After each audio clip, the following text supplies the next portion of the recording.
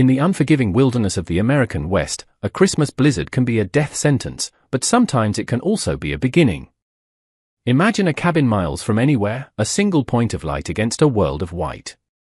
Inside, a lonely man, hardened by the wild, thinks he's heard a ghost. But the sound comes again, weaker this time. He opens the door, and what he finds on his threshold, a cruel joke delivered by fate and a bitter rival, will change his life, and hers, forever. The wind howled like a wounded beast. It was Christmas Eve in the Wyoming Territory, 1888, and the storm was relentless, driving sheets of snow against the weathered logs of Isaac Thorne's cabin. Inside, the 34-year-old homesteader sat close to his stone fireplace, the flickering light dancing across his rugged features. He was a man made of the same tough timber as his home, solitary and self-sufficient. The storm had ambushed him, forcing him to wrestle his small herd of cattle into the barn just before the sky turned white. He was mending a broken bridle, his calloused fingers working the leather with practiced ease, when he heard it. 3 weak raps against his door, a sound so out of place in the tempest it felt like a trick of the mind. Isaac froze. No one with good intentions would be out in this blizzard. His nearest neighbor was miles away, and even he wouldn't dare face this weather. Cautiously, he grabbed the Winchester rifle propped against the wall. The knocking came again, fainter this time. "Who's there?" he called out, his voice rough from disuse. Silence, just the scream of the wind. Against his better judgment, Isaac lifted the heavy wooden bar and cracked open the door. A blast of ice and snow tore into the cabin, but what he saw made him forget the cold completely. A woman was swaying on his threshold, barely upright. Ice crystals clung to her dark hair, which had tumbled from its pins and hung in frozen strands around a face pale as porcelain.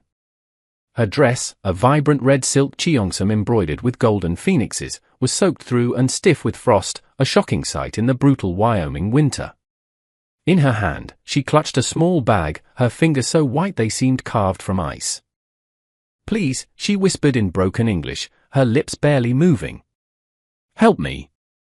Without a second thought, Isaac dropped his rifle and lunged forward, catching her as she collapsed. She weighed almost nothing.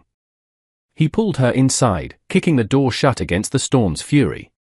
"Lord Almighty," he muttered, half carrying, half dragging her toward the fire. He laid her on the rag rug before the hearth, her skin as cold as a river stone. He quickly added more wood to the flames, coaxing them to life. The woman's eyes fluttered open. They were dark, almond-shaped, and full of a terror he couldn't yet comprehend before they closed again. Her whole body was racked with violent shivers. "Can you hear me?" He knelt beside her, a sudden wave of helplessness washing over him. He knew how to tend to sick cattle and injured horses, but he'd never had to care for a half-frozen woman in a silk dress. She managed a weak nod, her teeth chattering so hard he feared they might break. "We need to get you warm," Isaac said, his voice firm to hide his uncertainty. He grabbed every blanket he owned from his narrow bed in the corner, then hesitated. Her dress was a cage of ice.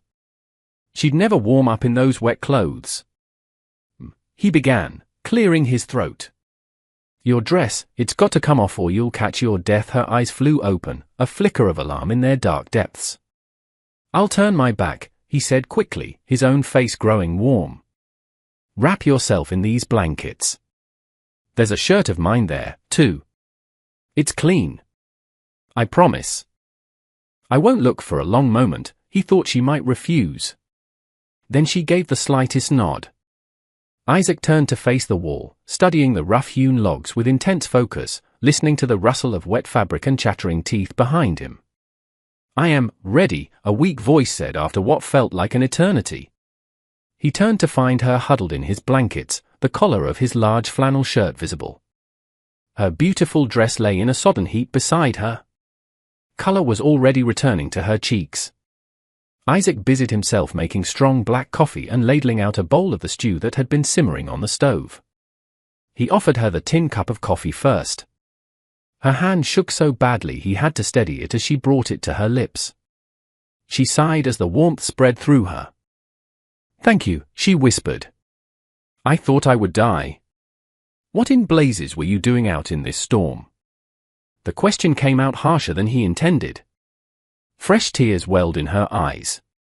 He left me. Isaac handed her the stew and a spoon, settling on the floor at a respectful distance. Eat first, he said gently. Then, if you're willing, you can tell me what happened. As she ate, he noticed her hands, delicate and uncalloused. She was clearly not from this part of the world. When she'd finished, she pulled the blankets tighter. My name is Mai, she said. I come from far away. From China. Her English was halting, but clear. A man? Mr. Fletcher, he arranged for me to come here. He owns the big ranch. Isaac knew the name. Marcus Fletcher owned one of the largest spreads in the territory, a man known for his wealth and his cruelty. He sent for a wife, Mai continued, her voice trembling. He said he wanted a wife for Christmas. A present for himself. She let out a bitter little laugh. When I arrived in Stone Creek this morning, Mr. Fletcher met me. He looked at me, at my dress, and he laughed. He said his friends bet him he wouldn't do it. That ordering a bride from China was the funniest joke they'd ever heard. Her voice broke. He said the joke was over. He brought me as far as the fork in the road, then told me to walk. He pointed and said Stone Creek was that way. A Christmas joke. Isaac's hands clenched into fists. It wasn't snowing hard then, just starting. He said I could make it if I hurried. Then he left me there with my bag and rode off. She looked up at him, the pain in her eyes making his chest tighten. I tried to walk back, but the snow came so fast. I couldn't see the road. Then I saw your light. You did right, Isaac said, his voice a low growl. Any man who'd do that ain't worth spit. Isaac watched the fire, the injustice of it burning in his gut. Fletcher had treated this woman not even as property, but as the punchline to a cruel joke. You can stay here tonight, he said finally. Storm should be over by morning. Then I'll take you to town myself. I have no money, she whispered. We'll figure something out, Isaac said, suddenly aware of how small his cabin felt with 2 people in it. You take the bed. I'll sleep here by the fire. I cannot, she protested. You can and you will, he said firmly. Later, as he lay on the floor listening to the storm rage and her quiet breathing from his bed, Isaac couldn't shake the image of Marcus Fletcher. He didn't know it yet, but he knew this Christmas storm had blown something into his life that would change it forever. The morning light was pale and thin, filtering through frost-covered windows. The Christmas storm had passed, leaving behind a world buried in silence and snow. Isaac woke stiff and sore. Mai was already awake, sitting at his rough-hewn table, her own dress, now dry but wrinkled, put back on over his shirt. Her dark hair was pinned up neatly. Good morning, Isaac said, stretching the kinks from his spine. I made tea, she replied with a weak smile, gesturing to a steaming cup.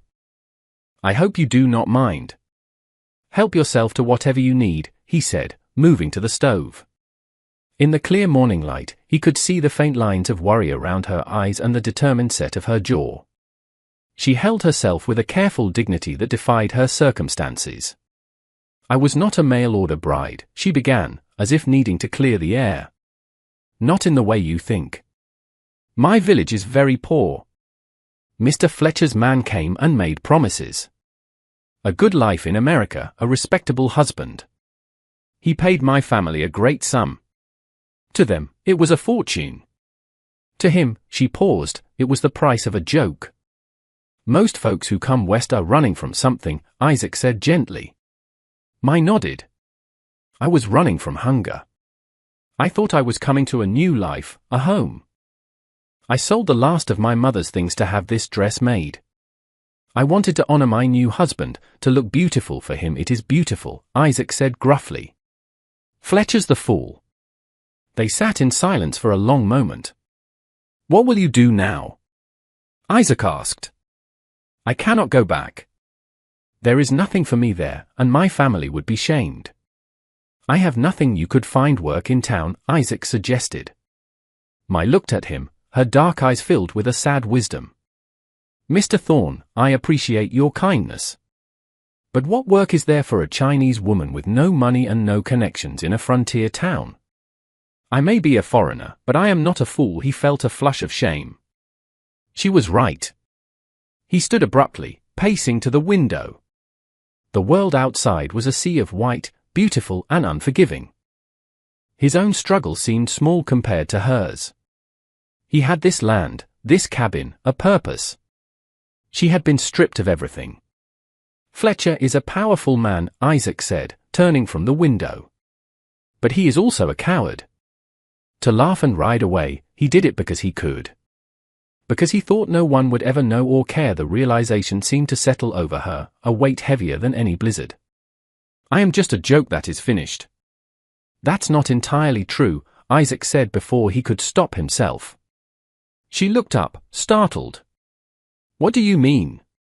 He rubbed the back of his neck, feeling like he was walking onto thin ice. I mean, you're not alone right this moment. And Stone Creek, folks might surprise you like you did, she asked softly. Taking in a stranger in a storm on Christmas Eve. Just being neighborly, he mumbled again. But the words felt different now, heavier. The snow continued to block the path to town, trapping them together. For 3 more days, the cabin became their entire world. A world that for Isaac was starting to feel less empty and for Mai was starting to feel surprisingly like a sanctuary. The initial awkwardness slowly melted away, replaced by a quiet, comfortable rhythm. Mai insisted on earning her keep. She was a quick learner and surprisingly resourceful. She learned to cook on his cast iron stove, turning his simple supplies into savory meals with the small packet of spices she'd carried in her bag. She mended his work shirts with stitches so fine they were nearly invisible. Isaac, in turn, found himself talking more than he had in years. He told her about the land, about building a life from scratch. She learned he'd taught himself to read from his mother's Bible. He learned she could write in beautiful, complex characters and knew ancient stories from her homeland. One evening, as she was mending a tear in his coat by lamplight, she asked, "Why do you stay here alone, Mr. Thorne?" He poked at the fire. "Tried courting once. A woman from town. She came out to see the place, took one look, and said she'd rather die an old maid than live in a shack." "This is not a shack," Mai said, her voice filled with a surprising indignation. "It is well built and clean. You have made it a home. Simple, yes, but it is warm and safe." The woman was a fool. Isaac felt a warmth spread through his chest that had nothing to do with the fire. Her defense of his life, of the home he'd poured his sweat and soul into, meant more to him than she could ever know. It was in that moment he realized she saw past the rough logs and the simple furniture. She saw the care, the work, the heart of the place. She saw him. "And what did you want?" she asked softly. He met her gaze. Someone who could see past the rough edges. Someone who understood that life out here is hard, but it's worthwhile. Someone real, she repeated, almost a whisper. On the 4th morning, Isaac woke to an unfamiliar silence. The wind had finally died. Weak sunlight streamed through the windows. He found Mai standing at the window watching the sunrise. "It is beautiful," she breathed. "I wish I could see the spring here," she said wistfully, then caught herself. "When the roads are clear, I will go to town, right?" Isaac said, the word tasting like ash in his mouth. He was acutely aware of her standing so close, the way the morning light caught in her dark hair. He'd known this woman less than a week. And yet the idea of her leaving felt like losing a part of himself he hadn't even known was missing. 2 days later, the sound of approaching horses shattered the morning quiet. Isaac looked up to see 3 riders making their way through the snow. He recognized Marcus Fletcher's massive frame immediately, flanked by the town sheriff and one of Fletcher's ranch hands. "Mai," Isaac called, setting down his axe. "Stay inside." She appeared at the doorway, her face draining of color as she recognized the lead rider. "I'll handle this," Isaac said, moving to stand between her and the approaching men. Fletcher reined in his horse, his heavy features set in a scowl. "Thorne," he said, his voice dripping with arrogance. "I hear you found something that belongs to me. Don't see anything of yours here." Isaac replied, his voice dangerously even. The woman.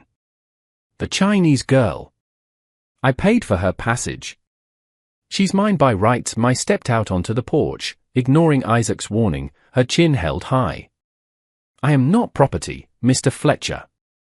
You made that clear when you abandoned me in a blizzard. Fletcher's face darkened. Now see here, girl. We had an agreement. You ended the agreement, Mai interrupted, her voice steady. You called it a joke and left me to die. That was a misunderstanding, Fletcher blustered. Heat of the moment. I've reconsidered. Isaac let out a short, harsh laugh. Reconsidered? After leaving her to freeze to death. The sheriff shifted in his saddle. Marcus, what's this about? You told everyone in the saloon it was a Christmas prank. She owes me the price of her passage. Fletcher snarled. $300. She'll work it off one way or another. The threat in his voice made Isaac step forward. That's enough, Fletcher. The lady's not going with you. That's the end of it. This ain't your business, Thorne. Stand aside. I'm making it my business. The sheriff dismounted. Miss. Mai, what do you want to do? The law's murky here, but abandoning someone in that storm. I'm inclined to side with you. I want nothing more to do with Mr. Fletcher, she said clearly. Our business is finished, you little. Fletcher spurred his horse forward, but Isaac was already moving. He grabbed the horse's bridle, pulling Fletcher off balance. Touch her and I'll kill you, Isaac said, his voice quiet but filled with deadly promise.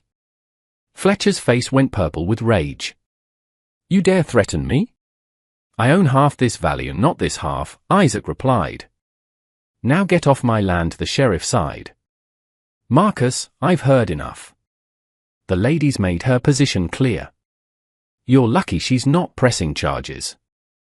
I suggest you head home. This isn't over, Fletcher snarled, yanking his horse around. He pointed a finger at Isaac. You think you can keep her, Thorne? A worthless homesteader playing hero. She'll see what you really are soon enough. And when she comes crawling to town, begging for work, I'll be waiting. He spurred his horse viciously and rode off. After they left, Mai sank onto the porch step, shaking. I am sorry, she whispered. I have brought trouble to your door, not your doing, Isaac said firmly. It was about time someone stood up to him. What he said about you, that you have nothing heard worse, Isaac shrugged. And there's truth in it. This cabin, some cattle, it's not what a lady like you is used to. Stop, Mai said, turning to face him. You are worth 10 of Marcus Fletcher. 100. Money does not make a man, Isaac. Character does. The shared danger had broken down the last wall between them. He'll make trouble, Isaac said finally. Might be safer for you in town. Is that what you want? She asked quietly. For me to leave? The question hung between them. Isaac looked at her, at the strength beneath the fear. No, he said, his voice rough. I don't want you to leave. But I've got no right to ask you to stay. Better than a warm home and an honest man, she asked. Better than someone who sees me as a person, not a joke? Who risked Marcus Fletcher's wrath to protect me? Tell me, Isaac, where exactly would I find better than that? He had no answer. He could only stand there as she reached up and gently touched his face. I choose to stay, she said simply. Not because I have nowhere else to go, but because this is where I want to be. With you, if you will have me. Mai, his voice broke on her name. People will talk, let them, she said fiercely. I am done living by other people's rules. The only opinion that matters to me is yours. He caught her hand. You know my opinion. Just been too much of a coward to say it. Then say it now, she challenged. I love you, he said, the words raw and true. I think I've loved you since you stood on my doorstep like a half-drowned phoenix. I've got nothing to offer but hard work and uncertain seasons. But if you'll have me, Mai, I'll spend my life trying to be the man you deserve. You already are, she whispered. And rising up on her toes, she kissed him. Word of the abandoned Chinese bride living at Isaac Thorne's cabin spread through Stone Creek like wildfire. Gossip became the town's favorite pastime.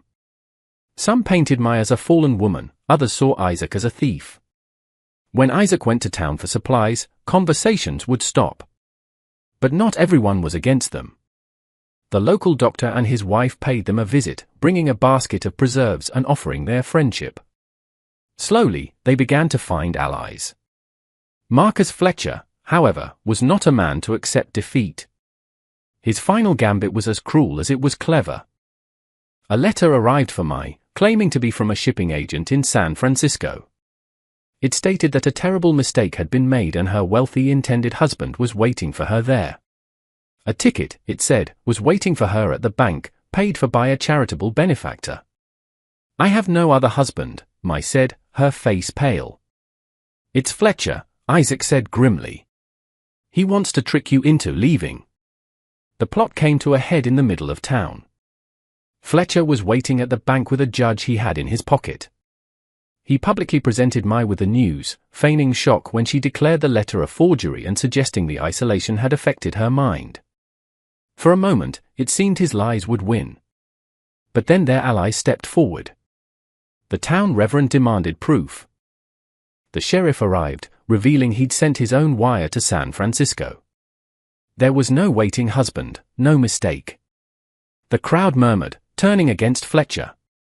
His deception was laid bare. Humiliated and exposed, Fletcher stormed off, his power over the town broken. That evening, back at the cabin, Mai turned to Isaac. "I think I would like to marry you soon," she said. "Not because of gossip, but because I want to be your wife in truth, not just in my heart." 2 weeks later, they were married under the large cottonwood tree beside the cabin in a simple ceremony attended by the friends who had stood by them. Mai wore a simple cream-colored dress, a gift from the doctor's wife, with wildflowers in her hair. Isaac, his voice thick with emotion, slipped his own mother's wedding ring onto her finger. It was a celebration of a community choosing kindness over cruelty, and a love that had weathered the fiercest of storms.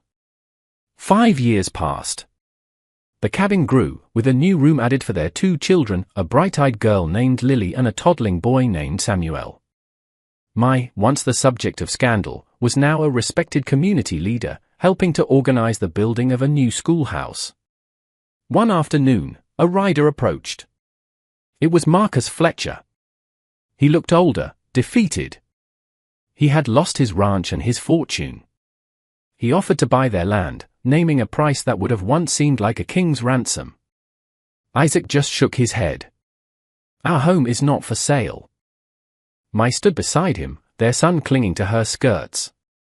"I am thinking of my children," she told Fletcher. "This is their home. This is where they will learn what it means to be good and strong." No amount of money can buy that. Fletcher looked at the family before him, at the love and strength they possessed. "You gave me everything," Mai said quietly. "By leaving me in that storm, you gave me the chance to find my real life. So, thank you, Mr. Fletcher. Thank you for showing me who you were before it was too late." Without another word, he turned his horse and rode away for the last time. That night, as the children slept soundly, Isaac and Mai sat on their porch, watching the stars blanket the Wyoming sky. The cabin that had once sheltered a desperate woman from a Christmas blizzard now sheltered a family, built on a foundation of courage and love. A lonely man had opened his door to a cruel joke and found his soulmate. He had offered simple kindness and received a lifetime of love in return.